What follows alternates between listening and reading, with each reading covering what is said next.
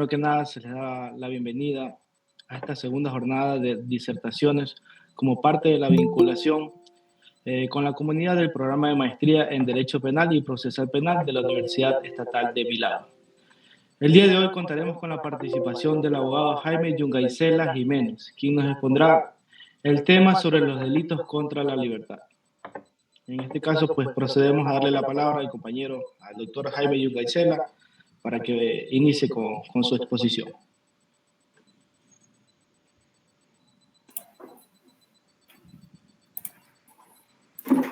Muy buenas tardes, señores asistentes.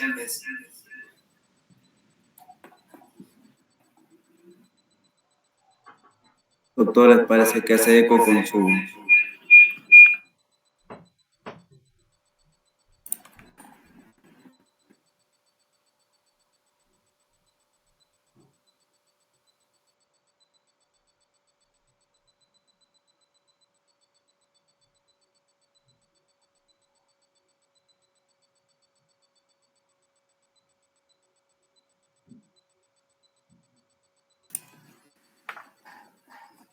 Hola, buenas noches. No sé si de pronto me pueden escuchar. Sí, estimado. Muy buenas noches. Sí se le escucha mejor. Muy bien, muy buenas noches, señores asistentes. El día de hoy trataremos sobre el tema de los delitos contra la libertad personal. La sección tercera del capítulo segundo, en los artículos 160 a 163, tipifica aquellos delitos que consisten en privar a una persona de la libertad personal, individual o ambulatoria. Estos delitos se manifiestan en dos variantes, según sea el sujeto activo de la infracción un servidor público o una persona que no tenga ninguna calidad especial. En primer caso tenemos la privación ilegal de la libertad en su delito tipificado en su artículo 160 y en el segundo de las dos formas de secuestro en los artículos 161 y 162 del Código Orgánico Integral Penal. También el Código tipifica la simulación de secuestro en el artículo 163. Dentro de estos delitos del bien jurídico, según el capítulo segundo, en el que se ubica esta sección, se denomina delitos contra los derechos de libertad, denominación que no se ajusta en su amplio y variado contenido, pues en él se incluyen delitos contra la vida, la propiedad, el honor, etc. Los delitos contra la libertad, en su modalidad más obvia y específica, son en primer lugar los que constan en esta sección y que afectan la forma más primaria de la libertad, la posibilidad de movilizarse sin otras limitaciones que las establecidas por la ley. Por lo tanto, estos delitos consisten precisamente en privar de esa libertad de movilidad a una persona. La libertad en general está garantizada y protegida en la Constitución en su artículo 66.29 a través de las declaraciones generales y específicas. Todas las personas nacen libres, se prohíbe la esclavitud, la servidumbre, se garantiza el derecho a transitar libremente por el territorio nacional, etc.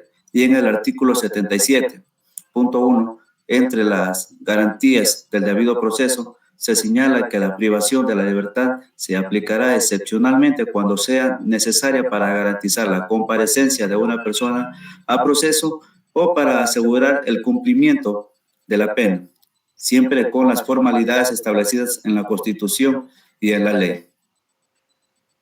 Las formas delictivas que el Código prevé se relacionan con estas garantías. Es así, el delito pues, de privación ilegal de libertad, tipificado en el artículo 160 del COIP, en sus dos incisos, tipifica conductas que se relacionan precisamente con la garantía procesal señalada, es decir, cuando no se han observado las formalidades constitucionales y legales, tanto para disponer la privación de la libertad de una persona, como se establece en el primer inciso, como para ubicarla en lugares diferentes a los destinados para el efecto, como reza en el segundo inciso. Es sujeto activo. Recordemos que la privación de la libertad de una persona solo puede ser dispuesta legalmente por un juez competente dentro de un proceso, conforme a la Constitución al artículo 77.1. Por esta razón, y como la norma penal exige que este delito sea cometido por un servidor público, se puede afirmar que el servidor al que se refiere la norma tendrá un rango judicial. Sin embargo, también podría darse el caso de que tenga un rango administrativo, lo cual implicaría, además, el haber invadido un ámbito extraño a sus funciones propias, lo que en todo caso es un delito, que necesariamente debe tener un sujeto activo calificado. Este elemento le confiere al delito su característica peculiar, pues en definitiva se trata de una conducta que consiste básicamente en un abuso de autoridad cometido por alguien que desempeña una función pública.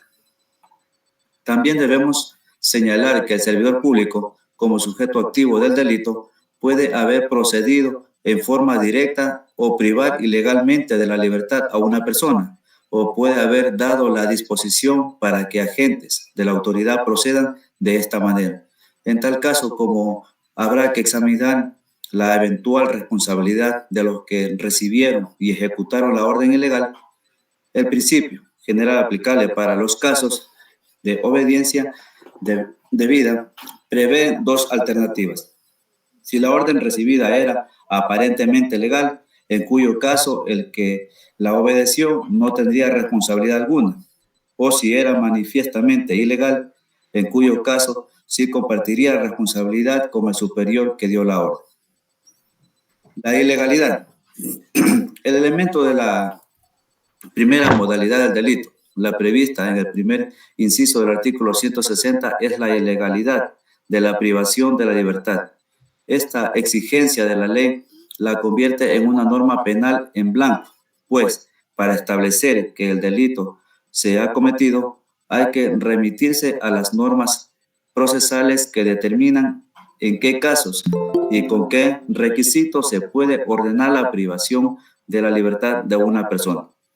Si el caso no se encuentra entre los señalados por la ley ni se cumplen los requisitos previstos, la privación de libertad será ilegal. La Constitución, en su artículo 77.1, señala ya algunas de las condiciones que debe cumplirse para la legalidad de la privación de la libertad. La privación de la libertad no es la regla general. Se la dicta para garantizar la presencia del imputado o acusado al proceso y los derechos de la víctima, y para asegurar el cumplimiento de la pena. Procederá por orden escrita del juez competente. Se dictará, en los casos, por el tiempo y con las formalidades establecidas en la ley. Se exceptúan los casos de delito flagrante, pero no podrá mantenerse a la persona detenida sin fórmula de juicio por más de 24 horas. En el mismo artículo, la Constitución establece las formalidades que deben cumplirse en el momento de la detención de una persona y la caducidad de la prisión preventiva. Por su parte, el Código Orgánico Integral Penal, entre las normas procesales, regula con detenimiento los casos de aprehensión para los casos de delito flagrante, en los artículos 526 y 529, detención para fines de investigación, en los artículos 530, 533, y deberá hacer una orden motivada y que no podrá durar más de 24 horas. Y prisión preventiva en los artículos 534, 542, además de las reglas generales aplicables para todas las medidas cautelares. La prisión preventiva es, sin duda, el caso más importante en el ámbito procesal y está sometido a estas reglas de estricto cumplimiento, que resumimos a continuación. La prisión preventiva debe ser solicitada por el fiscal siempre que concurran los requisitos determinados en la ley, en su artículo 534. 1. Elementos de convicción suficientes sobre la existencia de un delito de ejercicio público de la acción. 2. Elementos de convicción claros y precisos de que la o el procesado es autor o cómplice de la infracción. 3. Indicios de los cuales se desprenda que las medidas cautelares no privativas de la libertad son insuficientes y que es necesaria la prisión preventiva para asegurar su presencia en el juicio o en el cumplimiento de la pena. 4. Que se trate de una infracción sancionada con pena privativa de libertad superior a 1 año. El juez ordenará, si considera que se cumplen tales requisitos, la prisión preventiva. No procede cuando se trata de delitos de acción privada, de contravenciones y de delitos sancionados con pena privativa de libertad que no pase a 1 año, conforme lo establece el artículo 539. Tiene un plazo de caducidad la prisión preventiva. Podemos reiterar en este punto que si se incumple cualquiera de las reglas que quedan citadas, es decir, si no la pide el fiscal, si no la ordena un juez, si la orden no está motivada, si se ordena en uno de los casos que no procede, si la medida ha caducado, etcétera, la privación de libertad será ilegal, elemento fundamental de este delito. Cabe preguntar si también en el caso de arresto domiciliario que establece el Código Orgánico Integral Penal, en su artículo 537, como medida alternativa de la prisión preventiva, se podría configurar la conducta prevista en el artículo 160. Se trata de todos modos de una forma menos dura, si se quiere, de privación de libertad ambulatoria, que es el bien jurídico lesionado. Por ello, también podría dar lugar a este delito. Cuanto a la privación de libertad de lugares no destinados, el segundo inciso del artículo 160 del COIP tipifica un delito aparentemente secuencial o progresivo, disponer que la privación de la libertad se cumpla en un lugar diferente a los destinados para el efecto por la normativa vigente. También en este punto tenemos una ley en blanco, pues hay que determinar en la normativa vigente cuáles son los lugares a donde debe una persona privada de la libertad cumplir esta pena privativa de libertad. La propia Constitución señala que las personas procesadas o indiciadas en juicio penal y que se hallen privadas de libertad permanecerán en centros de privación provisional de libertad legalmente establecidos, que son los que están previstos en el Código Orgánico Integral Penal, en el libro 3, artículo 678. Anotemos de paso una importante disposición. Las personas internadas en estos centros serán tratadas aplicando el principio de inocencia. Se trata realmente de un delito progresivo. Primero se priva ilegalmente de la libertad a una persona y luego se lo ubica en un lugar no destinado a tal finalidad. El segundo delito absorbe al primero. La pena más elevada para el segundo permitiría aceptar la hipótesis, pero podría darse el caso de que la privación de la libertad, si fue ordenada legalmente y con posterioridad se produjo el traslado a un lugar no destinado para el efecto, en tal caso se aplicaría solamente la pena agravada. En ese caso no se estaría respetando el principio de proporcionalidad. Es aplicable esta norma a personas privadas de la libertad porque ya recibieron una condena y a las cuales se las ha trasladado a lugares diferentes a los destinados para el efecto de la normativa vigente. Aunque en principio podría afirmarse que la norma parece referirse solamente a personas que cumplen una prisión preventiva, su texto es perfectamente aplicable a este otro caso. También la calidad de servidor público es necesaria en esta segunda modalidad de delito prevista en el segundo inciso del artículo 160 del COIP. El elemento subjetivo. Aunque el código no lo determine expresamente, se puede concluir que este delito es doloso en sus dos modalidades, es decir, cuando el sujeto activo conoce la ilegalidad de su conducta y actúa con el designio del que habla el artículo 26, es decir, con la intención de atentar en contra del derecho a la libertad de una persona, o en su caso de apartarla del lugar determinado en el que debe permanecer. Podría haber teóricamente una modalidad culposa del delito si el sujeto activo, por imprudencia o negligencia, infringió el deber de cuidado y dispuso una ilegal privación de la libertad o un traslado prohibido. Pero las infracciones culposas, según el artículo 27, solo se sancionan cuando se encuentran tipificadas como tales. Las penas a establecer. Como ya se señaló, el Código prevé penas diferentes para el delito en el primer inciso, que es decir, la privación ilegal de la libertad, y para el segundo inciso, que es el traslado a lugares diferentes a los destinados para tal efecto. Para el primero de los casos, es privación de libertad de 1 a 3 años y para el segundo de los casos, privación de la libertad de 3 a 5 años. Pero no queda claro si se trata de una pena progresiva en el que la segunda absolvería a la primera o de penas acumulativas. Otro de los delitos que tenemos que atentan contra la libertad personal es el secuestro.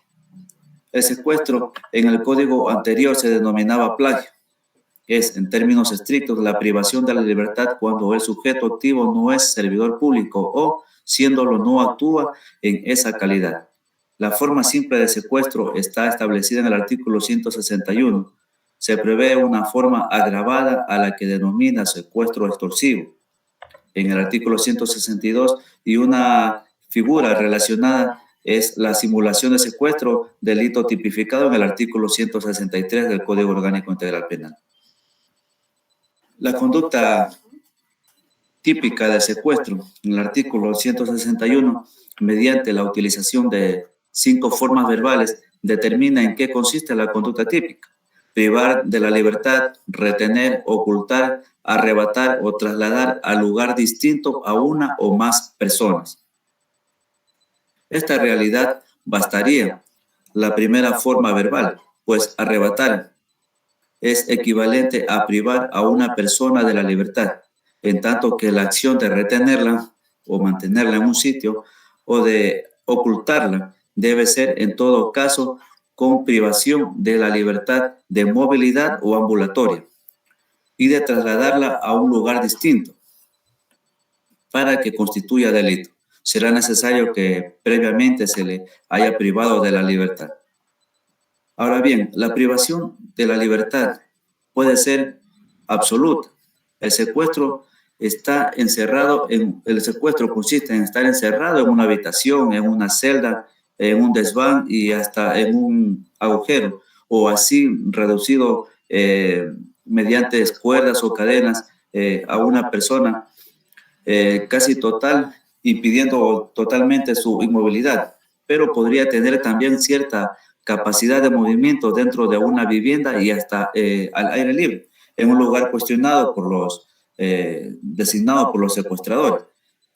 Podría también la persona secuestrada quedar sometida a una situación de esclavitud en la que sufre la privación de su libertad personal de una manera que pretende ser más o menos definitiva.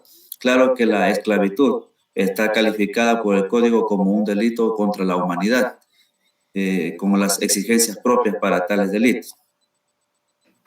En la mayor parte de los casos, la ejecución de delitos realmente exigirá que la víctima sea trasladada de un lugar a otro. Se lo interceptará en la calle, se lo saca de su domicilio, etc. Y se lo lleva a un sitio donde se lo mantendrá encerrado. Pero en otros casos, pudieran retenérsela en el mismo lugar donde se la secuestró, como ocurre cuando una o más personas son tomadas como rehenes. Inclusive, cabe en conformidad con la modalidad del llamado secuestro express, que la persona sea retenida dentro de un vehículo que manejaba o en el que viajaba. El sujeto activo, a diferencia de la prisión ilegal de la libertad, que exige que el sujeto activo sea un servidor público y que actúe como tal, el sujeto activo del plagio puede ser cualquier persona, inclusive el servidor público que actúa fuera del ejercicio de la función pública.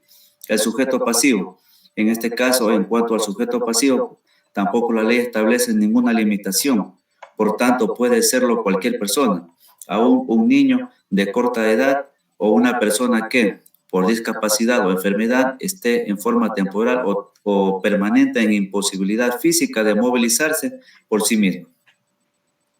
En este punto, el Código agrega como elemento de la tipicidad que la privación de la libertad, retención, traslado, deberá hacerse en contra de la voluntad del presunto sujeto pasivo. Esto querría decir que el consentimiento del titular del derecho lesionado eliminaría el carácter delictivo del acto. Este punto deja una seria duda. ¿Puede una persona renunciar a su libertad y permitir que un tercero le prive de ese derecho o lo restrinja?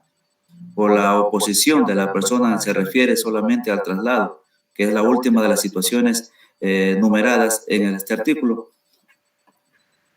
Claro que una persona puede voluntariamente encerrarse, aislarse, limitar su movilidad y asimismo podría en cualquier momento salir de tal situación, pero es al menos discutible que queda libre y espontáneamente aceptar que otra persona le prive de la libertad.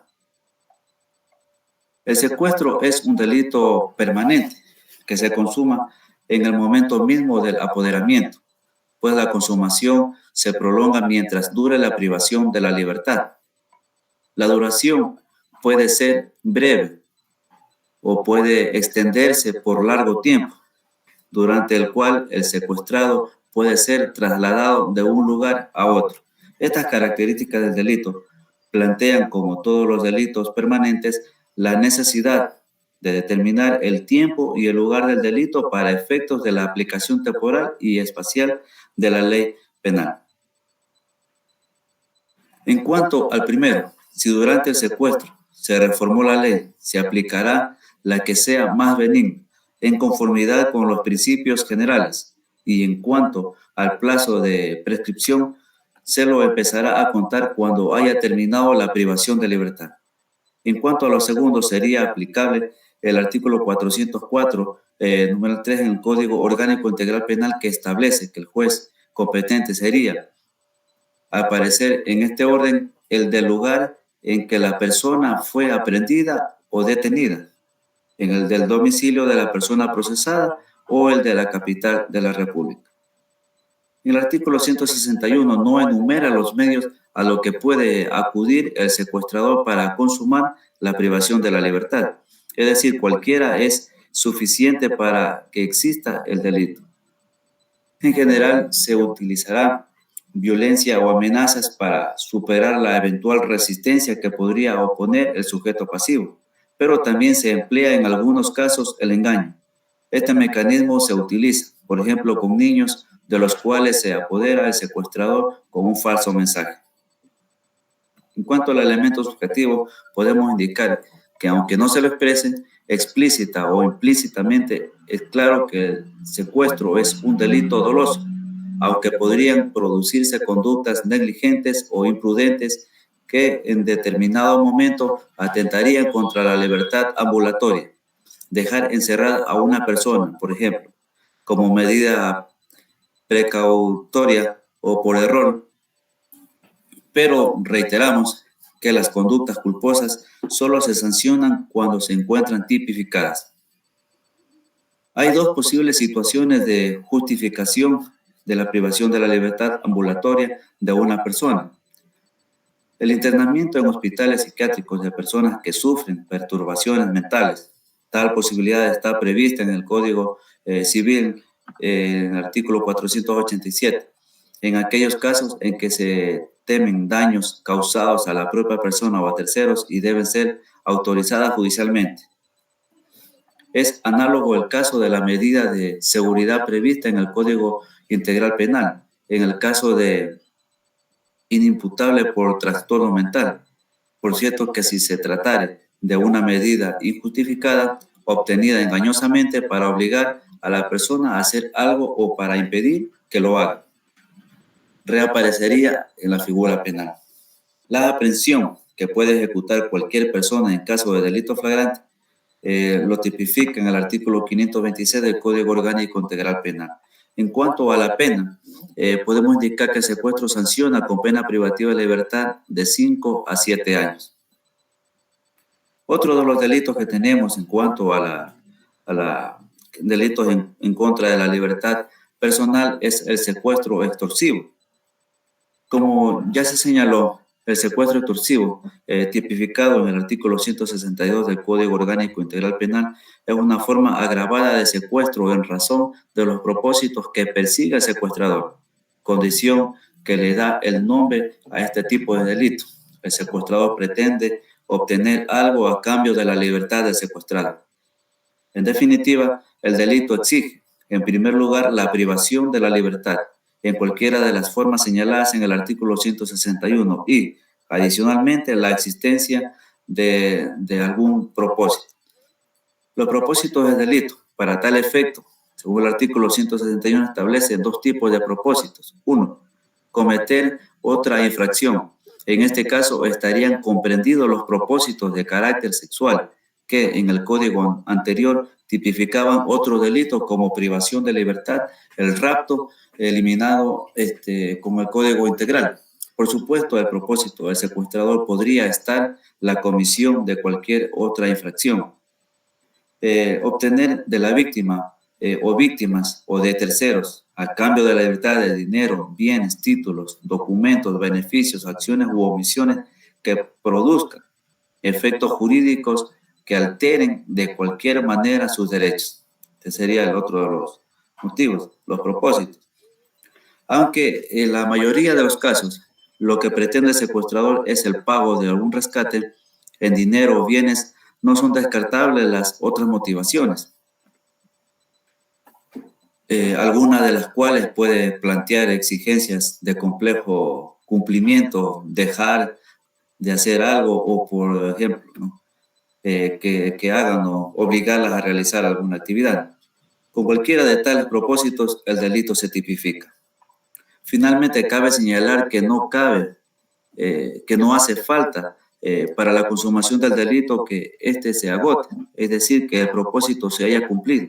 Por ejemplo, que se haya cometido el delito que se pretendía cometer o que se haya pagado el rescate, que se haya entregado la cosa exigida o entregado un documento, etc. Basta la privación de la libertad con uno de los propósitos establecidos en la ley para la consumación del delito. Si luego el secuestrador obtiene lo que buscaba, se estará frente a un delito agotado. ¿Cómo se verá de inmediato? Una persona agravada. Y en el primer caso, comisión de otra infracción, habrá en un concurso de delitos. Así se lo ha reiterado la Corte Suprema, corrigiendo inclusive una sentencia del inferior que calificaba el hecho de tentativa porque no se había llegado a pagar el rescate exigido de los secuestradores. El elemento subjetivo. El elemento subjetivo del presente delito que estamos tratando en esta modalidad de secuestro, el sujeto activo que tenga un propósito es claramente un elemento subjetivo doloso, al que una parte de la doctrina califica como dolo específico y que debe probarse para determinar la existencia del delito, pero además sirve para confirmar su carácter doloso, pues es evidente que excluye toda posibilidad de que la conducta de una simple infracción de un deber objetivo o de cuidado. La pena para este tipo de delito, que es el secuestro extorsivo, es de 10 a 13 años de privación de libertad, pero se aplicará la pena máxima en los siguientes casos. Si la privación de libertad de la víctima se prolonga por más de 8 días, otro de los casos, si se ha cumplido alguna de las condiciones impuestas para recuperar la libertad, si la víctima es una persona menor de 18 años, mayor de 65 años, mujer embarazada o persona con discapacidad o que padezca enfermedades que comprometan su vida. Si se comete con apoderamiento de nave o aeronave, vehículos o cualquier otro medio de transporte. Si se comete total o parcialmente desde el extranjero.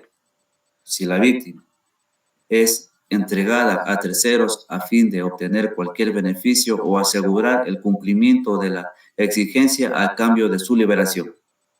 Si se ejecuta la conducta con la intervención de una persona con quien la víctima mantenga alguna relación laboral, comercial u otra similar, persona de confianza o pariente dentro del cuarto grado de consanguinidad y segundo de afinidad. Si el secuestrado se realiza si el secuestro, se realiza con fines políticos, ideológicos, religiosos o publicitarios. Si se comete a la víctima tortura física o psicológica, teniendo como resultado lesiones no permanentes durante el tiempo que permanezca secuestrada, siempre que no constituya otro delito que pueda ser juzgado independientemente. sido sometida a violencia física, sexual o psicológica, ocasionándole lesiones permanentes. Como se ve de esta larga enumeración, los motivos de esta segunda agravación son de muy variada especie. La prolongación del secuestro.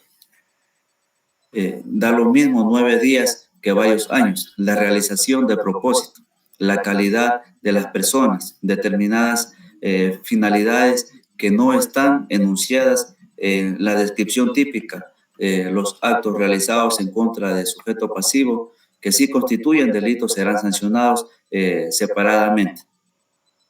En caso de la muerte a la víctima, sin duda que la situación más grave que puede darse en el delito de secuestro es la muerte de la víctima. El Código establece para este caso la pena de privación de libertad de 22 a 26 años, pero no distingue las posibles variantes que podrían darse. Que la muerte sea causada con dolo directo o dolo eventual o como consecuencia de lesiones. Que las lesiones que le hayan sido propinadas o por situaciones que podrían considerarse culposas y hasta producidas por un caso fortuito. En definitiva, cualquiera sea la forma en que la muerte se haya producido, se aplicaría esta regla, salvo al parecer que la muerte se haya causado inintencionalmente y sea aplicable la figura de asesinato prevista en el artículo 140, en numerales séptimo u octavo. La simulación de secuestro. El delito de simulación de secuestro establecido o tipificado en el artículo 163 introduce una nueva figura penal, como es la simulación de secuestro, y la sanciona con pena privativa de la libertad de 6 meses a 2 años. Este delito no afecta obviamente a la libertad de ninguna persona, pues se trata más bien de una forma de falsedad próxima a una estafa, por lo que su ubicación en esta sección solo explica por emplear un supuesto secuestro como instrumento para el engaño. Posterior a este delito tenemos el delito de desaparición involuntaria. Este delito se encuentra tipificado en el artículo 163.1 y determina que la persona que prive de la libertad, retenga, arrebate, desaparezca, traslade al lugar distinto a una o más personas en contra de su voluntad y niegue información de su paradero o destino, será sancionado con una pena privativa de libertad de 7 a 10 años. Se sanciona inclusive con pena privativa de libertad de 10 a 13 años cuando concurra alguna de las siguientes circunstancias. Si la privación de libertad se prolonga por más de 8 días, como lo habían mencionado, se establece además dentro de este delito, que es un delito que se lo integra al Código Orgánico Integral Penal en la última reforma que estuvieron dentro del Código Orgánico Integral Penal, inclusive se tiene un caso que se dio en la provincia del Guayas, en el que la procesada se quedó con la hija de la víctima. Es decir, que cometió el delito de la privación, delito de desaparición involuntaria de una persona con el fin de apoderarse de la hija, es decir, el sujeto pasivo, la víctima, se encontraba con discapacidad intelectual y bajo engaños de otra tercera persona, se me va el nombre del delito. La hicieron desaparecer involuntariamente con el único fin de apoderarse con el niño que tenía la persona que sufría discapacidad. Luego de lo cual estas personas fueron procesadas y fueron sancionadas conforme lo había establecido y había demostrado Fiscalía. Dentro del proceso se le sancionó una pena, me parece que, si mal no recuerdo, de 13 años. Se le puso una multa de alrededor de $25,000 y una reparación integral a la víctima de $7,000. Esto en cuanto a los delitos que atentan contra la libertad personal.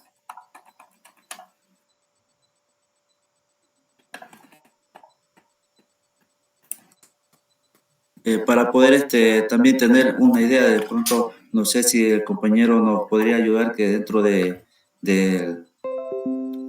la diapositiva existe un link de secuestro para poder observar un video en el que se encuentra enlazado un video para tener una idea clara de lo que es en sí el secuestro. Sí, doctor, en este momento lo pongo.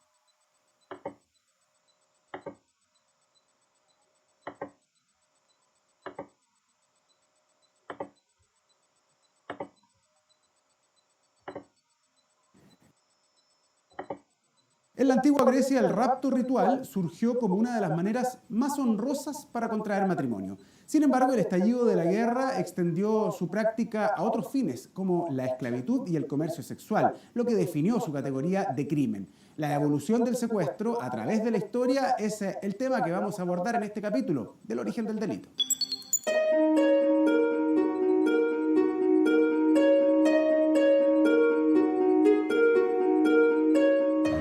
La Ilíada, epopeya griega escrita por Homero en el siglo VIII a.C., cuenta que el detonante de la guerra entre aqueos y troyanos fue el rapto de Helena, hija de Zeus y esposa de Melenao. Paris, príncipe de Troya, viajó a Esparta donde estaba la bella Helena, se enamoró y la raptó, provocando la mítica guerra. No hay exactitud respecto al carácter ficticio o histórico de este conflicto griego. Lo cierto es que en Grecia el secuestro como rito prenupcial era considerado una práctica honrosa. Sin embargo, si perseguía otros fines como amedrentar o causar daño a las víctimas, era sancionado con multas, tal como lo estipulan las leyes de Gortina. El año 78 a.C., el historiador romano Plutarco documentó el anecdótico secuestro de Julio César mientras viajaba en un barco mercante. Los piratas que lo capturaron pidieron 20 talentos por su rescate, una suma tan baja a juicio del emperador que apenas fue liberado ordenó matarlos. La palabra latina plagium significa calamidad. Este vocablo derivó en crimen plagium para conceptualizar el secuestro en Roma. Por eso, cuando se expandieron las guerras, la ley romana fijó 3 formas de este delito. Una civil, que consistía en retener a una persona para obtener dinero a cambio. Otra político-militar, que básicamente tenía como fin el alistar a los prisioneros de guerra en un ejército contrario. Y una forma literaria, que consistía en apoderarse de la obra artística de otra persona para causarle un perjuicio económico. Eso es lo que hoy se conoce como delito de plagio. La lucha entre reinos de la Edad Media volvió común que los soldados se convirtieran en esclavos o prisioneros secuestrados por los ejércitos enemigos. El año 1193, el rey Ricardo Corazón de León fue secuestrado cuando regresaba de luchar en las cruzadas. El precio de su rescate ascendió a unos 20 millones de euros actuales. A lo largo de los años, los castigos para los secuestradores tuvieron 2 ejes comunes: multas o pena de muerte. La capacidad monetaria y el estatus de hombre libre o esclavo eran determinantes para decidir la sanción que recibiría. El secuestro, sin embargo, también existió como un símbolo importante para otro tipo de ceremonias. Antaño, en las primeras civilizaciones existían, por ejemplo, ritos que se sustraía a la novia previa al matrimonio como un rito. Pero ahí no era un secuestro, sino más bien era un rito culturalmente aceptado y además se contaba con el consentimiento de la víctima. Por ende, no existía delito propiamente tal. El Código Español reafirmó la existencia de una condición para calificar este delito. Es decir, existe cuando se exige algo a cambio para liberar al rehén. En Chile su práctica se acentuó durante la dictadura militar y fue uno de los pocos delitos que la ley de amnistía no pudo indultar. Las penas van desde los 3 años hasta el presidio perpetuo. Como bien no se podía constatar la existencia de un cuerpo en caso de un homicidio, por ejemplo, o encontrar al desaparecido, parte de la judicatura entendió que esto era un delito permanente, que en tanto no apareciese la persona, estaba en secuestro y existía un estado de antijuricidad. En la actualidad, la privación ilegal de la libertad de una persona puede ser considerada según el fin que busque el captor, siendo simple o extorsiva. Este último tipo tuvo un conocido referente, las FARC o Fuerzas Armadas Revolucionarias de Colombia, que durante los primeros años del 2000 secuestraron hasta 3.400 personas en un año como método de financiamiento.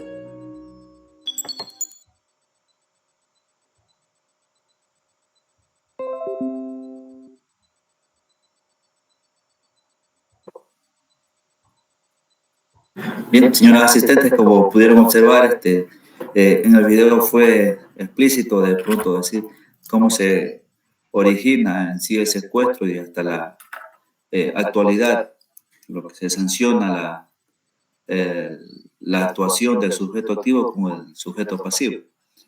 Con esto concluiría el tema de los delitos en contra de la libertad personal. Señoras asistentes, agradeciéndoles por su colaboración al asistir a estas charlas y pedirles por favor también nos acompañen el día de mañana con la última charla que estará a cargo del doctor Javier Mendieta Luna sobre el tema de reparación integral a la víctima. Muchas gracias a todos. Pasen bien, compañeros. Gracias a ustedes. Buenas noches. Gracias a todos. Buenas noches. Gracias.